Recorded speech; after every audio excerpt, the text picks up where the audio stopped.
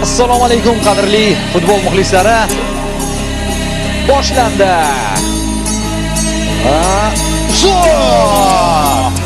So'ng ichkariga uzatma, zarba, gol! Iktan pas, zarba, gol! Ikkiyodan Hassan va pas o'z vaqtida so'nggi gol! 3-0. Jamshid Zo'rfi zarba 4-0. Yana biriklashtirib qo'ymoqdamiz. Texnikani o'ziga xos deb qo'ya tariximizga sovg'a taqdim etdi va 5-chisini ham urdik. Qoyil. Oxiri Panama ham gollarga ishqiboz bo'ldi va boya kabutarni qutqardi.